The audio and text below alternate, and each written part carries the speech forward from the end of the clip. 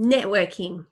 What is it and how to do it? Because, people talk about it a lot, but don't really explain it. So we're going to talk about what is networking and why is it so important, how to do it online, how to do it in person when we can do that again. And then there's normally a networking activity, but we'll see how we go. Normally I do a role play activity with the interview section, but I didn't do it because no one ever wants to do it. So I've learned. So, all right. What is networking?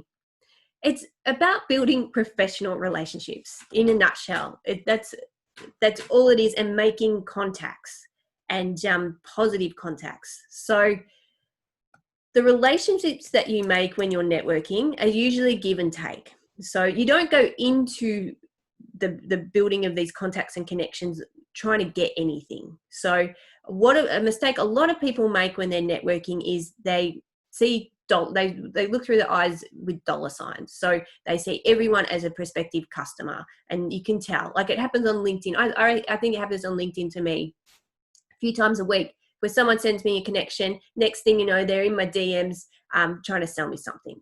That's not networking. That's not networking. That's trying to sell stuff. So it's about give and take.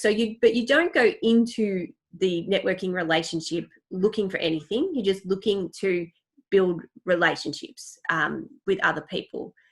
If the time comes where you can help that person out, do it. And there might be a time where they're happy to help you out. But really, it's about showing a really genuine interest in what they're doing professionally, and vice versa. You're not in the relationship to gain anything except to maybe just to learn more, just to learn more about them and what they do.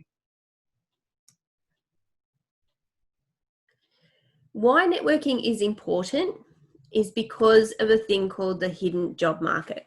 So, I network a lot now. I don't need a job, but the thing is, I often, this whole idea of the hidden job market, I use it to help students get jobs, because the hidden job market is when the number of jobs that are on offer are vast compared to the number of jobs that are advertised.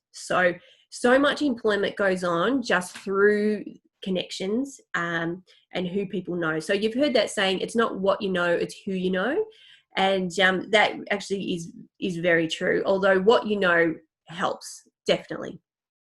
But people often don't want to go through that whole recruitment process, so they will put their feelers out. LinkedIn, people are getting employed on LinkedIn all the time because recruiters are just searching, and that's why it's so important to have your that title for your LinkedIn profile with keywords relating to your area of expertise or the area that you want to find a job in, because that's how people find you. And so 60 to 80% of job opportunities are not advertised. So it's all coming through relationships and professional relationships.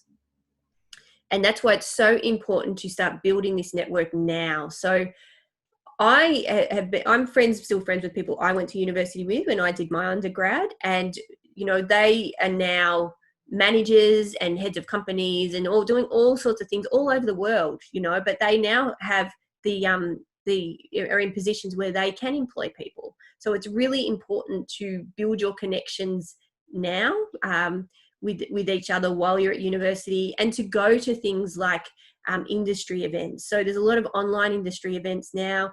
Even there's a lot of groups, professional groups on Facebook, on LinkedIn. It's really important to start getting amongst those people, because they're all prospective employers. But it's daunting, I know. And normally for one of our social media courses, we have the face-to-face networking event where it's really good practice, but where students can start to interact with business owners and learn how to have those conversations. Because essentially networking is all about conversations and getting to know people. So networking online, it's really important to have a LinkedIn account. So if you don't have one, I recommend that you get one and read some articles on how to actually use it well, because LinkedIn, it's not just a place for your CV. It's a place, now a content driven platform where you can build and interact with so many people from your industry. So as I say here, be active and proactive. So respond to comments, leave comments on other people's posts where you can help them with information or provide some valuable content and comment. Follow people and connect with people where you would like to work. So think about your ultimate job and what you'd like to do, and start following them.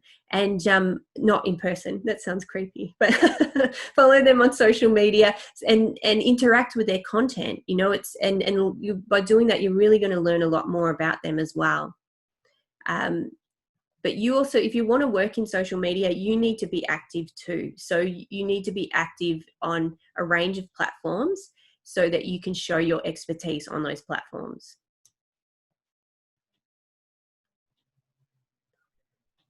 So networking online, so it's a bit hard at the moment because we can't meet in person so much, but networking online is a good thing to do when we're allowed to meet again, is to use the online to bridge the offline, if that makes sense. So it's good to see if you can actually get some time with some industry people to learn from them. And some of them are very generous. Some will say no, but some will give you their time where you can just ask, how did you get into the industry? And people love being positioned in that way of like a mentor, that they can share their experience with you, because you're not really asking them for any money. All you're asking them is to hear their story. So then you could actually use that to help you. So a good thing to do is, if there's someone that you really admire professionally, is to first of all contact them, but don't ask them to do this straight away. Maybe find an article that may interest them or something like that to share with them, to give them something first, and then see if they would be willing to have a coffee or have some sort of short meeting with you where you could learn more from them about how they got into the industry. So that's one way. And sort of opening lines are like things like, I just read, because often, particularly in social media, and experts in social media will be producing content. So you can make some comment or give some compliment about a piece of their content. As I can see here, I just read your blog post. Thank you for explaining that topic so well. If it's in person and we're back to face-to-face networking, you could say hi, and just if you both listen to like a guest speaker or something like that, just make some comment about it. Really, the best way, and this is with any sort of relationship building, is always ask the other person about themselves and about their experience and their opinions and things like that. And that's how you get the conversation going, because people love talking about themselves. They just do. So that's the best way to build relationships in that way. It can be very daunting sometimes, and I know if you know someone there, have a wing person professionally, and ask them if they know them to introduce you or something like that, just to make it a bit easier.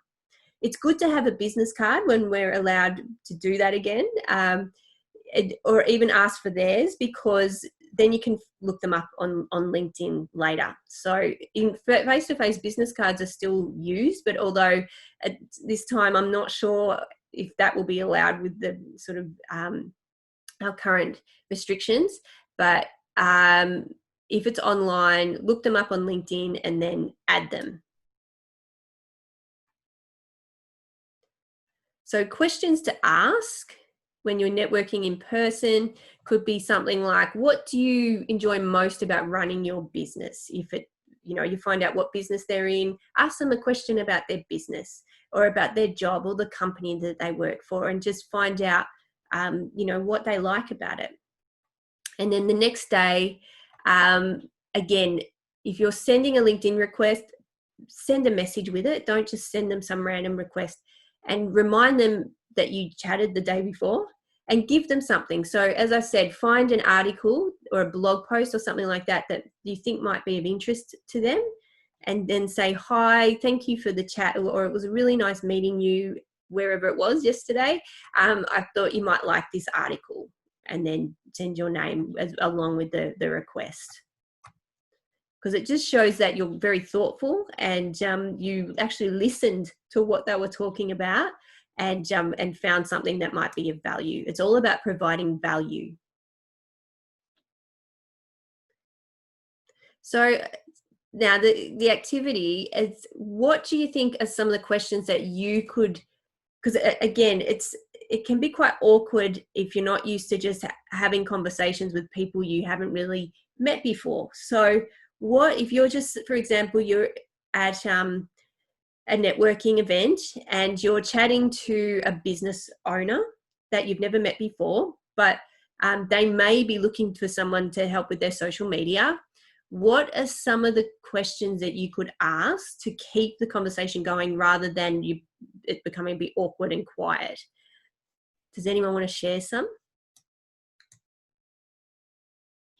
You would ask about, their business, like their business, how they use social media, for example, in their business would probably be a good question to start with. Perfect. Yeah. Anyone else?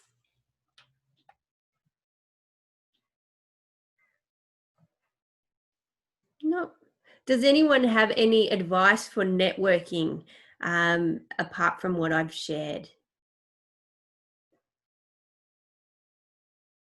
I would just suggest that if there's somebody that is interesting to you, that you ask them if it's okay to follow their social media or if they have business cards with them. Because quite often, most of these other people are also hoping to network for the same reasons that you are. So they have business cards usually. So, and also having your own business cards. Even if you don't run a business, that doesn't mean that you can't have a business card to represent you and have your phone number.